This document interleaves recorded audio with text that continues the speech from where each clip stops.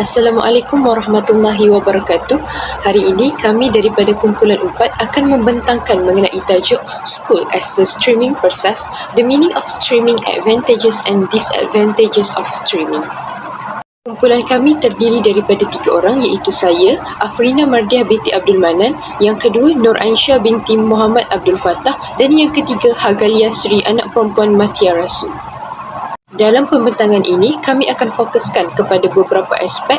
Yang pertama iaitu maksud sekolah sebagai institusi pembezaan. Yang kedua, bagaimana pelajar dikelompokkan. Dan yang ketiga, kebaikan untuk proses pengaliran. Terusnya, apakah keburukan proses pengaliran? Yang kelima, kesan proses pengaliran kepada guru dan pelajar. Dan yang keenam adalah kesimpulan. Kami memilih satu jurnal yang berkait untuk tajuk ini, iaitu Benefits and Disadvantages of Streaming Practices to Accommodate Students by Ability, yang ditulis oleh Azli Nurhaini Mansur, Prin Peterson Maniam, Michael C. Hunt dan Muhammad Yusuf Muhammad Nur, seperti yang telah tertulis di rujukan. Kita beralih kepada subtopik yang pertama, iaitu maksud. Apakah maksud sekolah sebagai institusi pembezaan? Okey, pengaliran terbahagi kepada beberapa definisi. Dalam bahasa Inggeris, pengaliran bermaksud streaming between class ability grouping and also tracking. Manakala sistem pengaliran dimaksudkan adalah penempatan murid dalam kelas yang berbeza berasaskan kepada pencapaian akademik murid. Seterusnya adalah bagaimana pelajar dikelompokkan.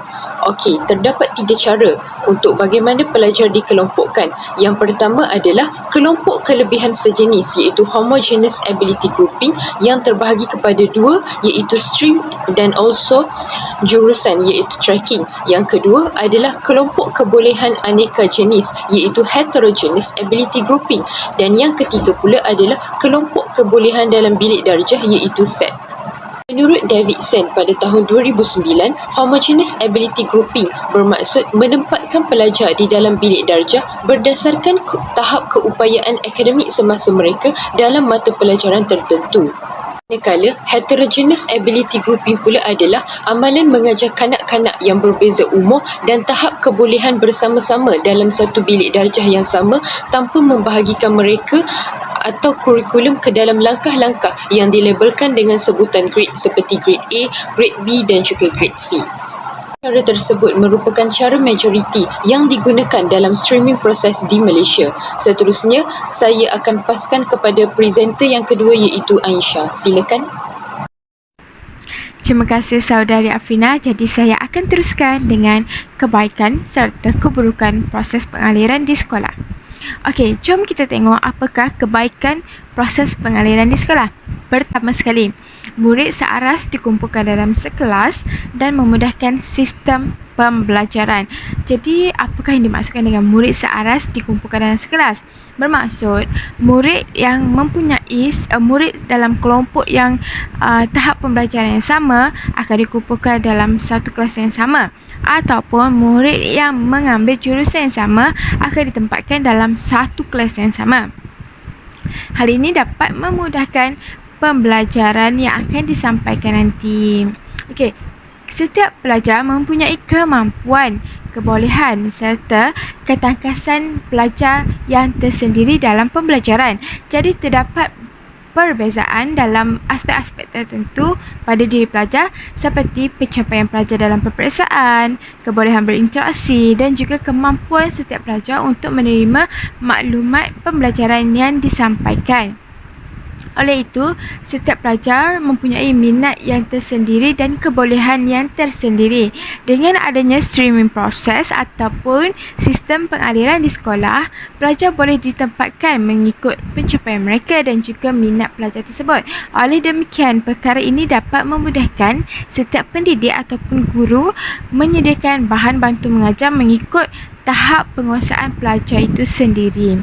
Okey, contohnya, sekiranya guru mengajar pelajar kelas hadapan.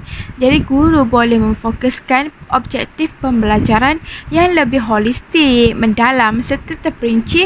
Berbeza pula dengan pelajar kelas belakang yang lebih memerlukan mereka untuk memahami terlebih dahulu apakah objektif pembelajaran yang ingin dipelajari pada hari tersebut, dan juga pentingnya untuk guru menarik minat mereka, kerana seperti yang saya tahu, kebanyakan pelajar di kelas belakang diorang lebih ekstrim, diorang lebih kurang minat untuk belajar. Jadi pentingnya guru-guru memahami setiap latar belakang pelajar itu sendiri dan minat mereka sendiri untuk menarik daya minat mereka tu untuk belajar. Macam tu. Okey, seterusnya yang kedua adalah berlumba-lumba untuk bersaing sesama mereka kerana aras hampir sama. Okey, seperti yang kita tengoklah, kebanyakan streaming proses ni sekarang kita boleh lihat pada pelajar sekolah rendah. Okey, pelajar sekolah rendah ni selalunya mereka akan ditempatkan dalam kelas mengikut tahap pencapaian mereka.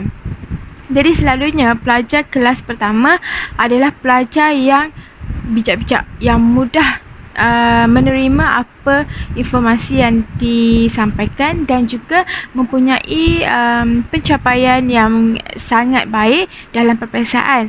Jadi dengan adanya streaming proses ni, pelajar-pelajar tersebut akan berusaha bersungguh-sungguh dalam pembelajaran untuk mereka kekal dalam kelas yang mereka ditempatkan sekarang. Sekiranya mereka kelas pertama, mereka akan berusaha sungguh-sungguh untuk kekal di kelas pertama.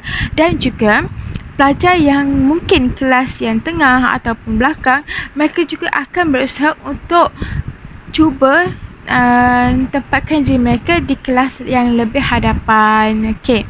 Yang ketiga adalah mewujudkan persaingan yang sihat dalam kalangan pelajar. Yang ini tidak dinafikanlah bila mereka cuba untuk mendapatkan pencapaian serta keputusan yang baik dalam peperiksaan, mereka akan sedaya upaya untuk bersaing dalam pembelajaran. Mereka akan mengikuti kelas tambahan, mereka akan buat study group dan macam-macam lagi supaya result yang diorang akan dapat nanti kekal dalam tahap yang sama.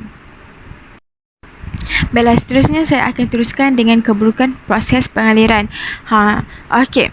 Walaupun tadi saya dah terangkan kebaikan proses pengaliran, namun begitu berdasarkan jurnal yang kumpulan kami telah baca, tenaga-tenaga pengajar ni bersetuju bahawa keburukan proses pengaliran di sekolah ni lebih dominan berbanding kebaikan. Kenapa tu? Jom kita tengok keburukan proses pengaliran. Okey, pertama sekali, murid kelas hadapan akan berasa gah dan murid kelas belakang akan malu untuk memberitahu kelas mereka. Kenapa ya? Okey, selalunya guru-guru yang mengajar kelas hadapan ni memberikan pelajar-pelajar kelas hadapan, memberikan mereka pujian, komen-komen yang positif. Jadi menyebabkan mereka akan selesa dalam zon selesa. Selalu berasa galah dengan pencapaian mereka kerana komen-komen yang diberi oleh guru selalunya positif. Dan manakala untuk pelajar kelas belakang ni, dia akan merasa malu kerana kebanyakannya guru-guru yang mengajar mereka akan memberi komen-komen negatif dan juga akan mengkritik mereka. Macam tu. Sebenarnya benda ni tidak digalakkan berlaku lah. Okay. Memang tak boleh berlaku kerana perkara ini akan lebih memburukkan keadaan sekiranya pelajar-pelajar di kelas belakang ni akan menyebabkan mereka punya confident level berkurang. Mereka akan rasa, alah buat apa nak belajar, aku ni kan bodoh, macam tu, aku ni kan tak bijak, cikgu pun cakap aku tak bijak. Tak boleh, memang tak boleh. Okey, seterusnya akan mewujudkan perbandingan kelas dan sindiran. Ni of course lah, kalau dulu masa sekolah rendah, kita semua dah pernah rasa. Sekolah rendah majoriti sampai sekarang lah, ya ada segelintir sekolah sampai sekarang menggunakan streaming proses. Pelajar yang bijak kelas hadapan, yang sederhana di tengah-tengah dan yang kurang bijak di belakang.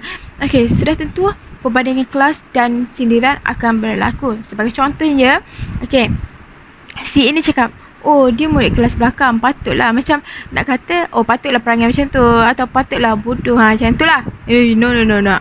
And then mungkin untuk pelajar B pula cakap, patutlah dia selalu menang, dia murid kelas hadapan, macam tu lah. Konon-konon guru backup mereka untuk mendapatkan markah yang baik, macam tu.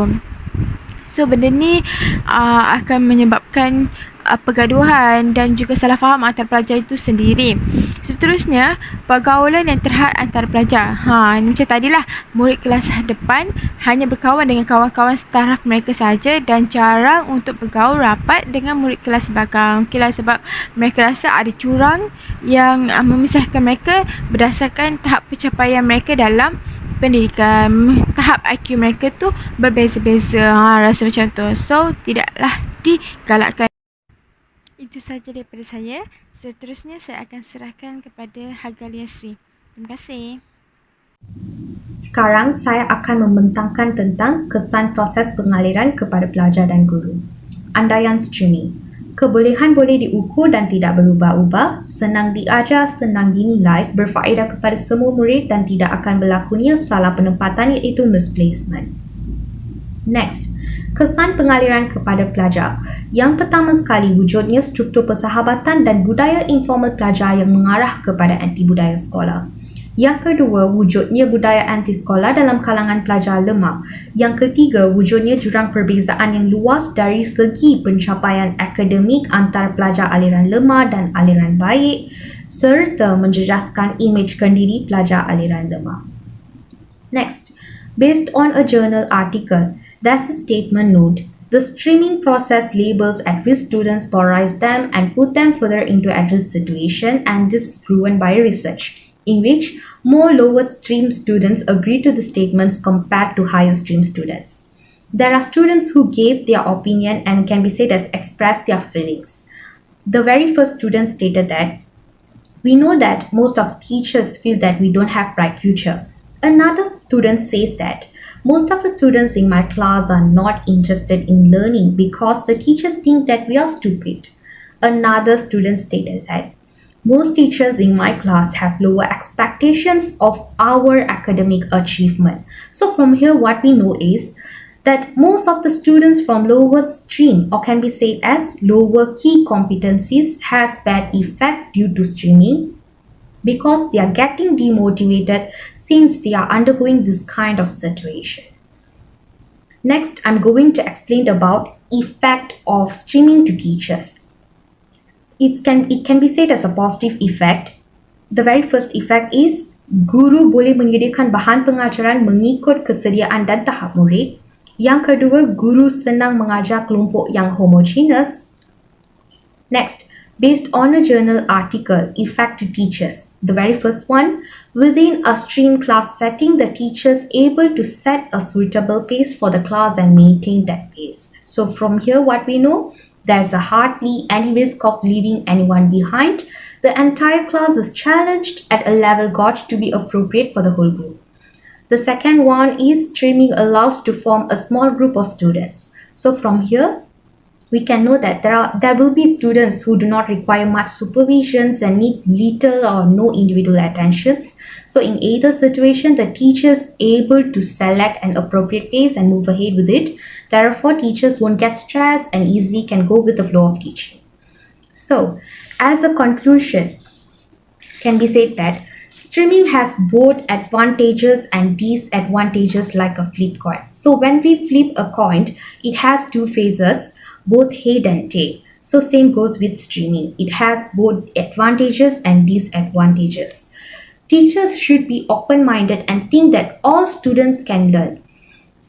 Finally, last but not least, can say that teachers should be the pillar and key of a student who guides them till the end of school journey until a student achieves flying colors